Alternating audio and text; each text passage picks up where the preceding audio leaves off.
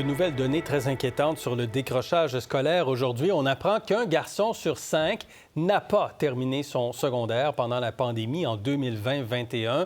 Pour être exact, c'est 19,4 % de manière générale. Ce sont plutôt 13,8 % des étudiants et des étudiantes qui ne terminent pas leurs études. Dans certaines régions, c'est encore plus élevé. Le taux de décrochage des garçons atteint presque 34 % dans le centre de service scolaire Western Québec, en Outaouais, 32 % au Samar, dans l'Anaudière et au Canton, en Estrie, 31 % à Sorel-Tracy, dans le centre de service scolaire de l'Énergie, en Mauricie. Kerlande, est-ce que c'est profondément inquiétant que de voir ces chiffres? C'est inquiétant, oui. Puis la question, souvent, qu'est-ce qu'on peut faire pour aider ces jeunes hommes à justement rester accrochés à l'école? Et souvent, on va parler des différents éléments de l'environnement, mais je me demande, est-ce qu'il n'y a pas lieu d'adapter, de revoir l'école tout simplement? Parce qu'on a ces chiffres-là, mais ça fait longtemps que ça perdure. C'est rien de nouveau dans les faits. Là. Donc, il n'y a pas... ça s'est amélioré un certain temps, ça s'est détérioré, et là, pendant la pandémie, ça s'est encore plus détérioré pour les garçons. On s'attend quand même à ce que ça soit... Si on ne fait rien, ça va être la même chose, ça va aller en dégringolant. Donc, la question pour moi, c'est de savoir, est-ce que nous, au Québec, on peut se doter d'une autre vision de l'éducation? Est-ce qu'on peut en faire une réelle priorité et adapter l'éducation aux enfants et non pas forcer les enfants à faire quelque... Tu sais, on a le même système depuis l'an 40, depuis la Révolution tranquille, depuis le rapport parent. Il n'y a pas eu de nouveauté réelle pour la transformation, la façon d'éduquer les enfants. Donc, je me dis, on est peut-être prêt là, actuellement pour revoir l'éducation et d'en faire une réelle priorité. C'est peut-être pas avec ce gouvernement-là, comme on a pu le voir avec les négociations syndicales, parce que c'était pas une priorité, l'éducation, à ce moment-là, mais peut-être qu'avec un autre gouvernement, l'éducation serait une priorité. Une autre commission parents pour faire en sorte, Jacinthe Ève, que qu'on approche l'éducation des garçons différemment des filles, vous pensez? Il le faut. Il le faut. Ça fait des années qu'on en parle, comme le disait Kerlande. Ça fait des années qu'on en parle. On fait des espèces de petites réformes. On enlève les notes. On fait des bulletins chiffrés, pas chiffrés. Mais on fait pas de réelles réformes. Mais quand on voit dans certaines commissions, centres de services scolaires, où un garçon sur 3 décroche avant la fin de son secondaire, c'est scandaleux, là.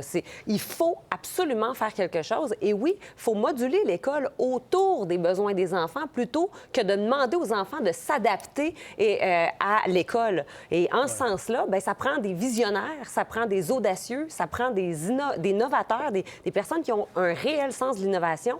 Et malheureusement, les enseignants qui sont très passionnés, les directeurs d'école qui sont très... qui osent marcher en dehors des sentiers battus, bien, soit on leur montre la porte du système public parce qu'on veut des gens très conformistes dans le système. Oui. Égide Royer, l'expert qu'on connaît bien dans le secteur de l'éducation, dit qu'il faut trouver des solutions pour stimuler les garçons. Il y en a, on l'écoute. J'ai des programmes comme Chapeau les filles qui encouragent les filles à aller vers des milieux des emplois non traditionnels. C'est tout à fait correct. Mais je n'ai pas l'équivalent. C'est quoi mes programmes pour encourager les garçons? En clair, ça va nous prendre des chapeaux, les gars, aussi, là. Oui. Vous en pensez quoi, Tasha? Comment on fait pour motiver les jeunes garçons à rester à l'école? Bien, ça ne commence pas au secondaire. Ça commence au primaire. Ça commence avec la réalisation ou l'acceptation que les enfants, les garçons, les filles, apprennent à des rythmes différents, que les filles sont plus matures, sont plus aptes à être sédentaires dans la classe, à se conformer à un système qui répond à leur, je dirais, stéréotypique, mais le fait que la fille stéréotypique jeune peut se concentrer plus qu'un garçon du même âge. Alors, le développement des enfants n'est pas respecté. On exige plus à un plus bas âge. Ici, en Ontario, où je suis, c'est à 4 ans, ça commence, la prématernelle. Dis-moi, si tu as un garçon qui peut s'asseoir pour une journée entière en prématernelle, ça se fait pas. Il y a moins d'activités physiques à l'école, de moins en moins. On donne des activités physiques aux enfants de bas âge en particulier. Et alors, ce qui arrive, c'est que les jeunes garçons, ils décrochent plus tard parce qu'au début, leur expérience de l'école, ce n'est pas positif. Et c'est comme une boule de neige, ça s'accumule au fil des années. Et finalement, ces garçons-là ne se sentent pas un attachement à l'école que les filles ont parce que l'école est devenue plus féminin dans son aspect.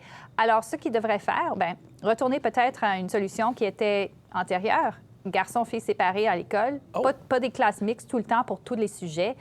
Donner peut-être plus de cours d'éducation physique à tous les enfants, ce serait bénéfique, mais surtout pour que les garçons, que leur physionomie, qu'on le respecte, parce que c'est différent. Il y a plein d'études là-dessus. Oui, il y a plein d'études. Vous parlez des enfants de 4 ans, mais en Ontario, si je ne me trompe pas, l'école, c'est obligatoire jusqu'à 18 ans. Et au Québec, c'est jusqu'à 16 ans. Est-ce qu'on devrait monter à 18 ans, Kerlande et Jacinthe-Ève?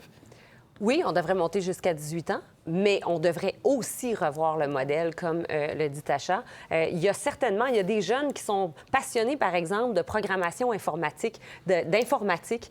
On pourrait facilement avoir des programmes où est-ce que dans la journée, il y a 1 heure d'informatique qui est donnée à ces élèves-là. Il y en a d'autres qui sont plus manuels. On pourrait avoir des laboratoires dans les écoles où on donne accès aux jeunes à des outils, à du bois, à des métaux, à des laboratoires réellement de sciences pour en faire beaucoup plus que ce qui se fait actuellement, parce qu'en ce moment, on effleure certaines composantes qui sont passionnantes pour les garçons. Alors, il faut vraiment aller vers ce qui les passionne et leur en donner plus, nourrir leur esprit de créativité, nourrir leur esprit aussi de curiosité pour pas les éteindre, parce que là, le système les éteint actuellement. Le taux d'accès au cégep, chez les garçons, 56 et chez les filles, 74 %. Donc, ça se répercute encore longtemps, cette situation. Est-ce qu'on met trop l'accent sur l'importance des études supérieures aussi dans notre société, Kerlande? Bien, je pense que oui. La réponse, c'est oui, mais c'est peut-être nécessaire. Mais encore une fois, c'est la révision, oui, du programme scolaire, mais également de la pédagogie aussi, de la façon de transmettre cette formation-là, parce que c'est sûr qu'on va voir, si on parle de décrochage scolaire maintenant, au secondaire, on va le voir au cégep, puis on va le voir à l'université également. Donc, est-ce qu'on a donné le goût d'apprendre de manière formelle? Parce que ces jeunes-là qui décrochent, il faut se dire aussi, c'est pas qu'ils arrêtent d'apprendre nécessairement, là. Ils vont continuer d'apprendre sous d'autres formes. Puis actuellement, la façon d'apprendre de plusieurs jeunes, c'est avec YouTube, qui est beaucoup plus dynamique, qui sont capables de choisir les sujets de manière beaucoup plus pointue que ce qu'ils peuvent faire actuellement à l'école. Et peut-être un ordre professionnel pour les enseignants, parce qu'on le sait, les meilleurs enseignants sont ceux qui sont passionnés par leur matière et qui, finalement, prennent un élève qui n'est pas intéressé par l'histoire et réussissent à lui faire adorer l'histoire. Pourquoi? Parce que lui-même est passionnant dans sa pédagogie. On voudrait que tous les enfants rencontrent un professeur comme vous le décrivez, parce qu'on a tous le souvenir d'un professeur qui nous a marqué. Quand ça arrive, généralement, c'est un tournant. Merci, Tasha. Merci beaucoup. Merci, Jacinthe-Ève. Et merci, Kerlande. Merci bien à vous trois. Pour voir nos émissions en entier, rendez-vous sur la chaîne Ici RDI.